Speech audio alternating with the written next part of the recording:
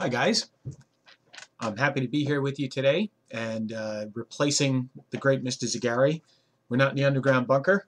This is the second floor situation room, and I thought today I'd do a little discussion of American imperialism. So let's get to it and review.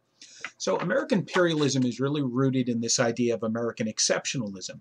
And it's this idea that America is destined to be something bigger and better than everybody else, right? It goes back to John Winthrop and the City on a Hilltop, in which he talked about a kind of specialness of this new world. And certainly during the American Revolution, they had that same concept that, boy, the fact that we had beaten the British wasn't something that you would have expected. So only somebody who was special, only a nation that was unique could do something like that. And even the French observer de Tocqueville, who visited America in the 1830s, said that the United States was, and I quote, proceeding along a path to which no limit can be perceived.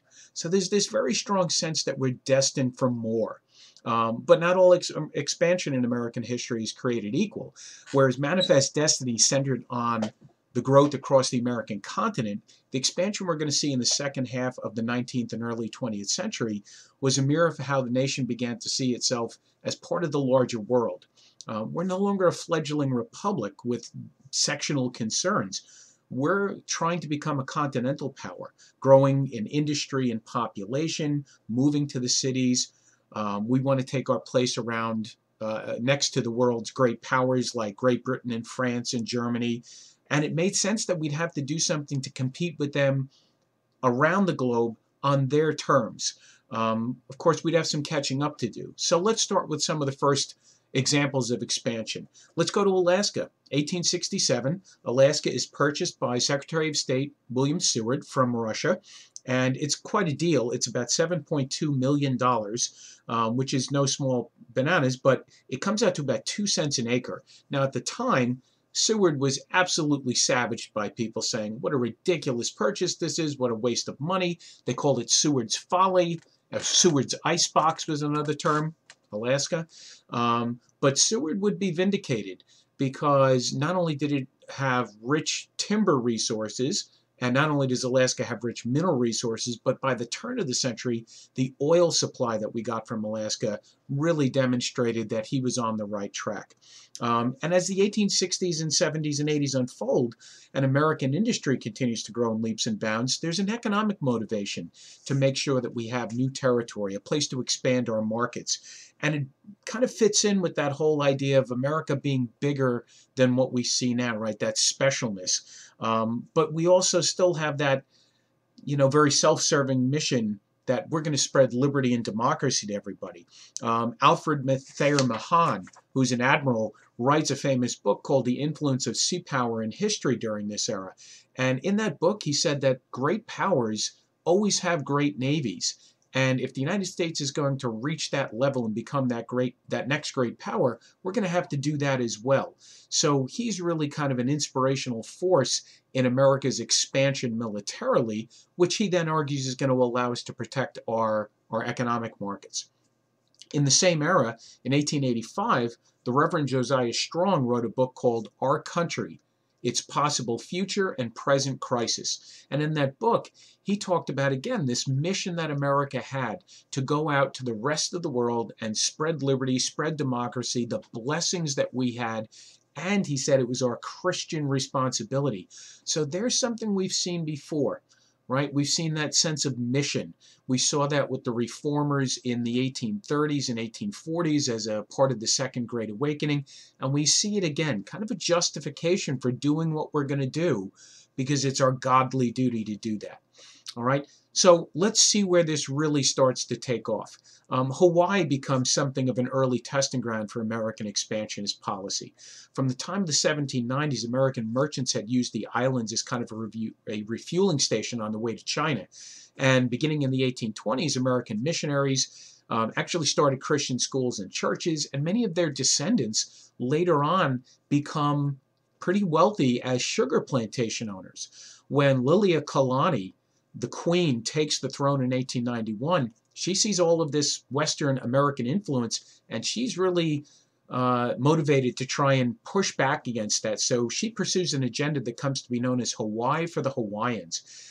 in order to ensure that control of the islands maintains in native hands. Those American planters saw a threat in Lilia Kalani, and 2 years after she takes the throne, in 1893, they actually lead a rebellion to remove her. And Sanford Dole, the pineapple guy, is actually put in charge as the new the president of the Republic of Hawaii. Now, interestingly, that same year, the new president, Grover Cleveland, was inaugurated, and he actually refused to acknowledge Sanford Dole as the president of the Republic. He didn't, however, have the support of Congress, and ultimately he acquiesced and acknowledged it, but he said he wouldn't even think about annexation of Hawaii, that it would have to remain independent, and he wouldn't even think about it until a majority of the Hawaiians, native Hawaiians, voted for it. P.S. That was never going to happen. So it was Cleveland showing some backbone, but also recognizing that he didn't have the political will behind him to really take a stand. 5 years later, as a military necessity, just prior to the Spanish-American War, Hawaii will be annexed. But Cleveland's not in office when that happened, so no bad juju on Grover. So the major turning point in our story of expansion comes in 1898 with that aforementioned Spanish-American War. It really starts in Cuba. Revolts against Spanish rule had been epidemic in Cuba for decades and decades, and Americans had always been closely watching these.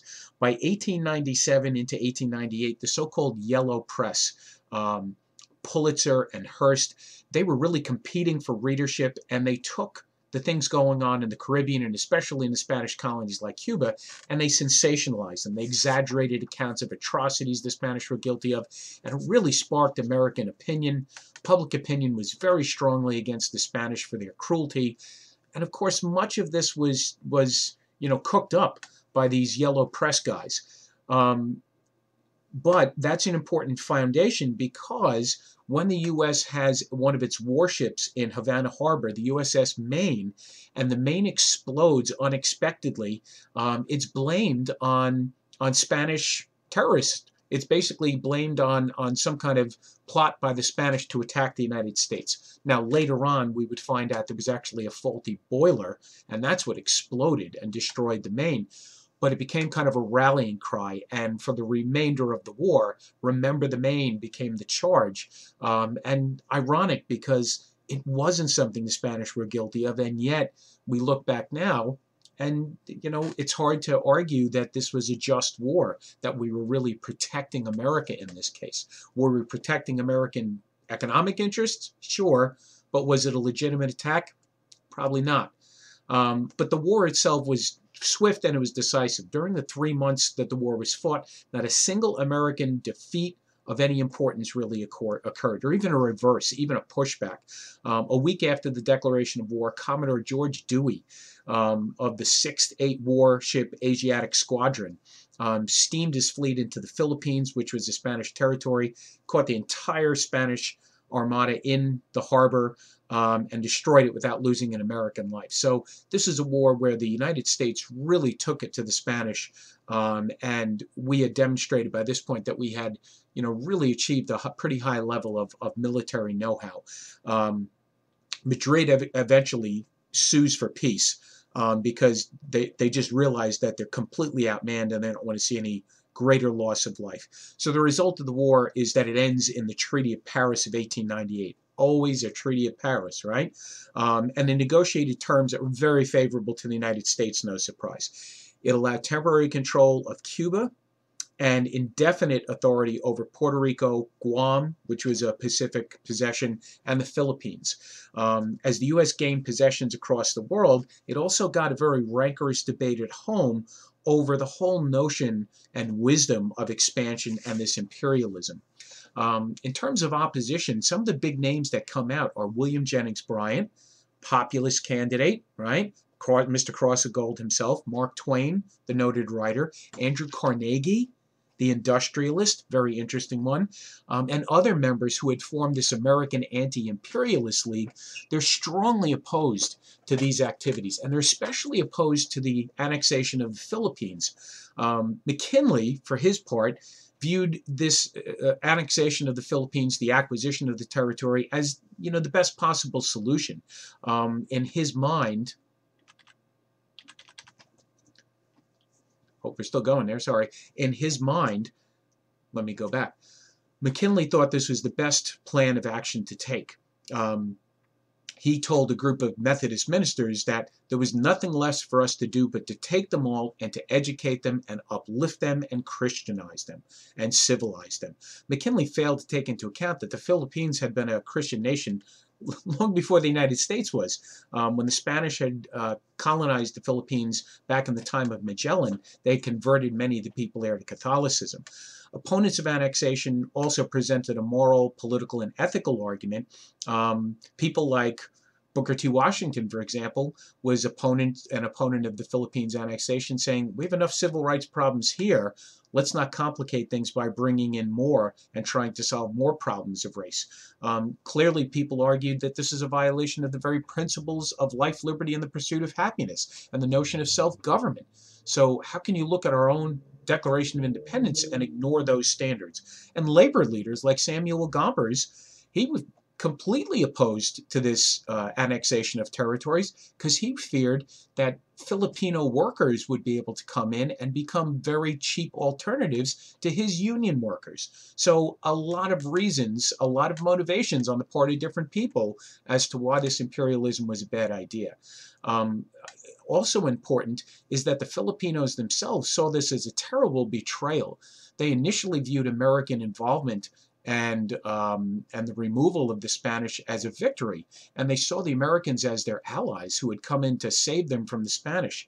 But that very quickly goes away when the Spanish are only replaced by the Americans. Emilio Aguinaldo, who is a rebel leader for the Filipinos, then turns his efforts to fight against the United States, and there's a bloody 2-year war in the Philippines to put down that insurrection.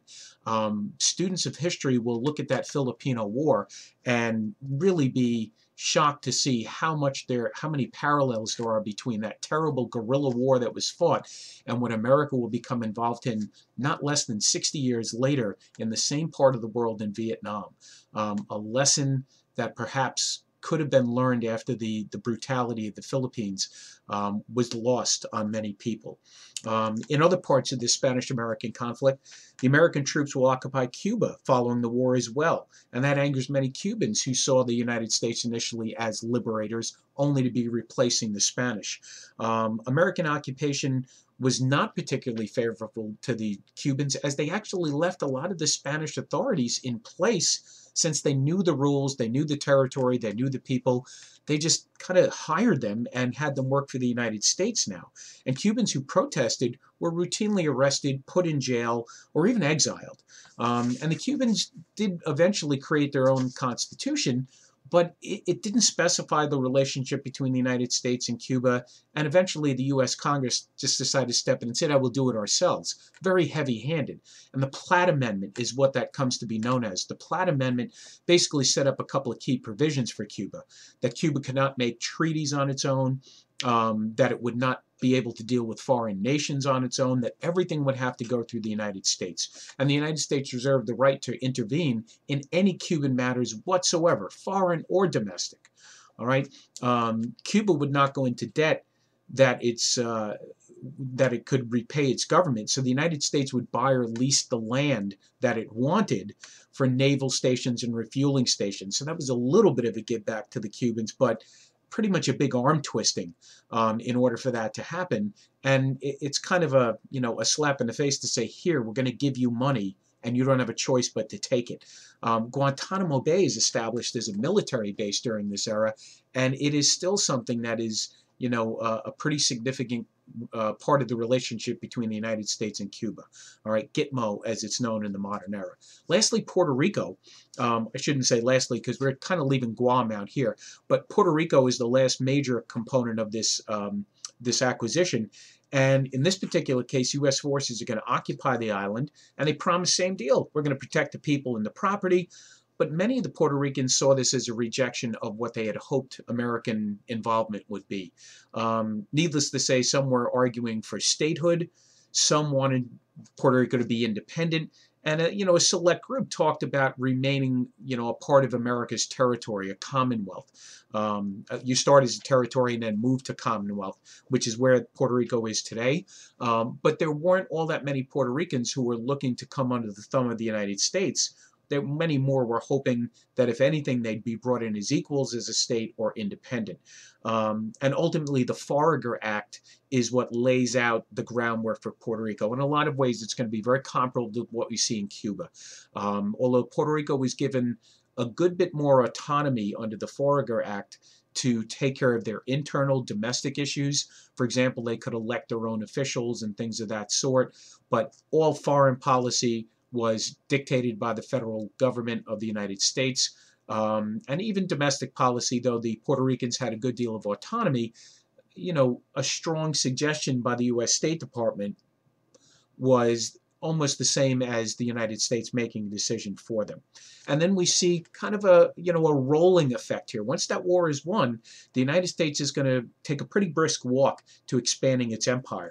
Think of China, for example. We're trying to catch up with the Europeans in other parts of the world. The Chinese had already come under the thumb of Europe and had been carved into spheres of influence, so that Secretary of State John Hay actually initiates what comes to be known as the open door policy. And he encourages European powers to get rid of these spheres of influence and just make the whole of China open to all Western nations for trade.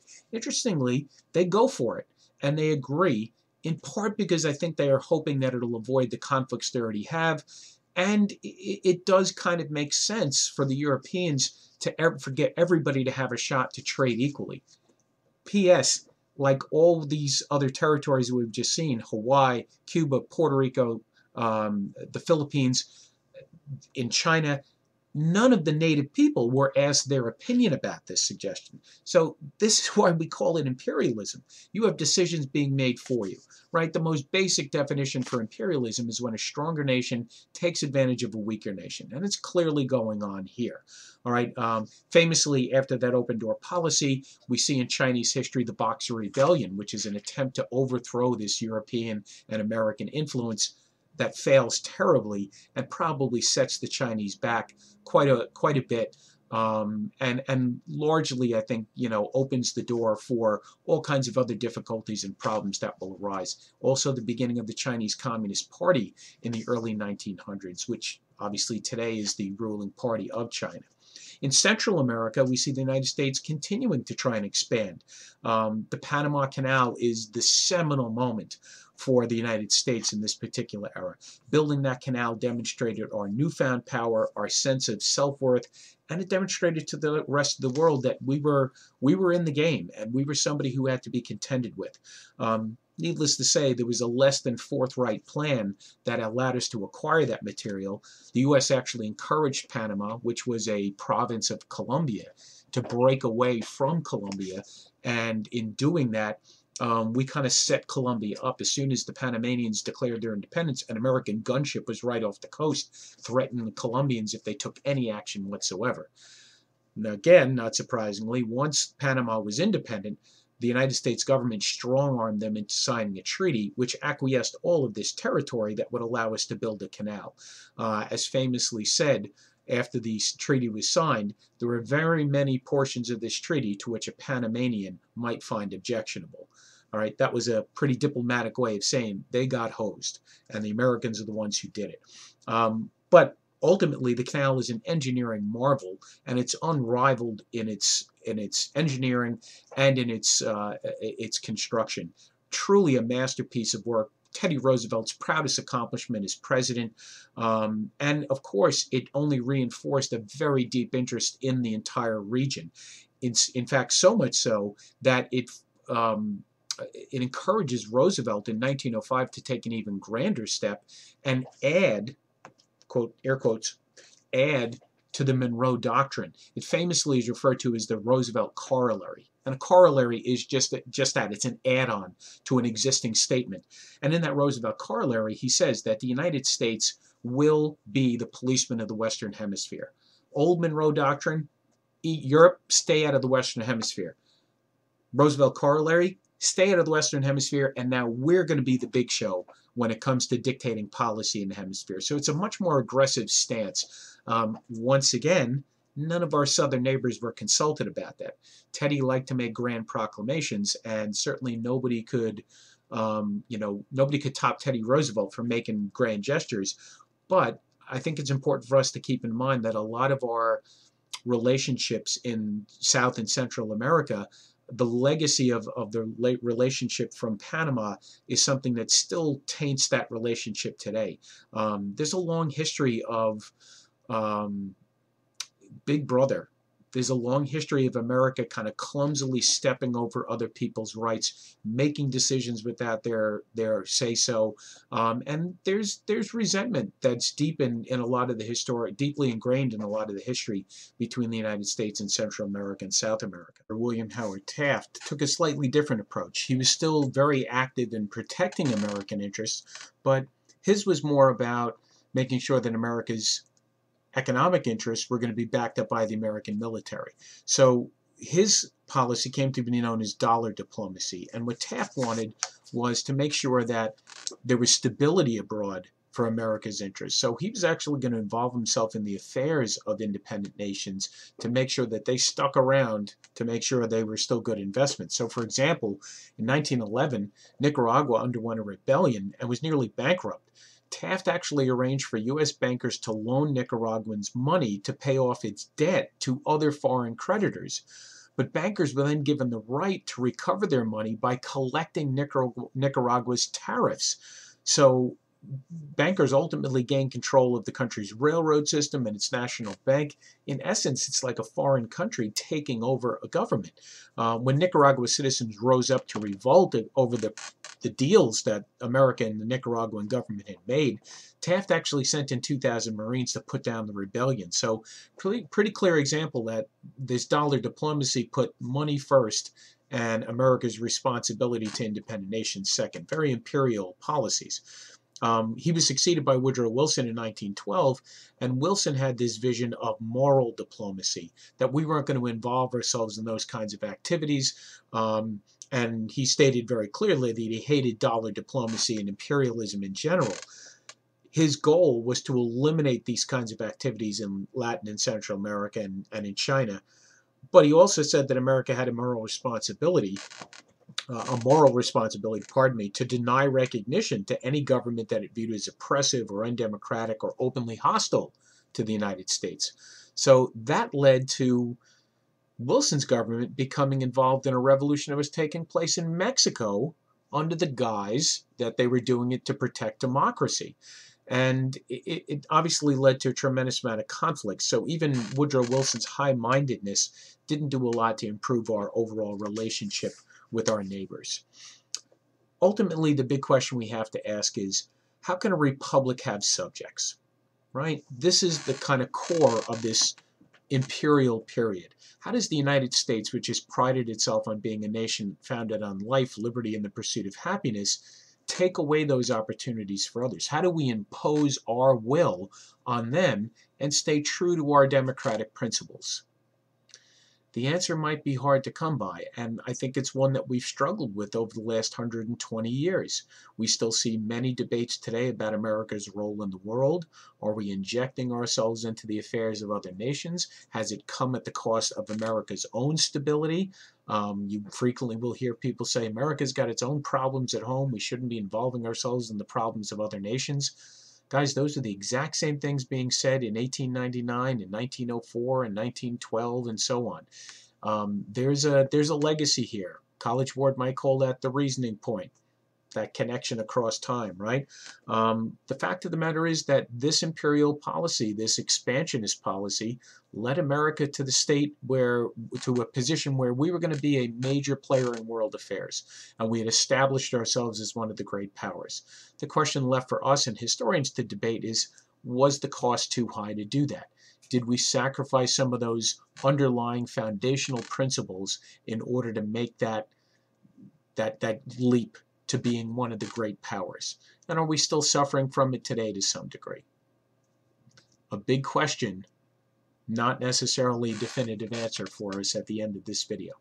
Guys, I hope you did well, or I hope this video helped you out understanding the role of imperialism and expansionism in the late 1800s, early 1900s. Take a look at this video and all the other videos that Zagari has posted for you on YouTube to help you review for your test. In the meantime, peace out, stay well, and I'll talk to you soon.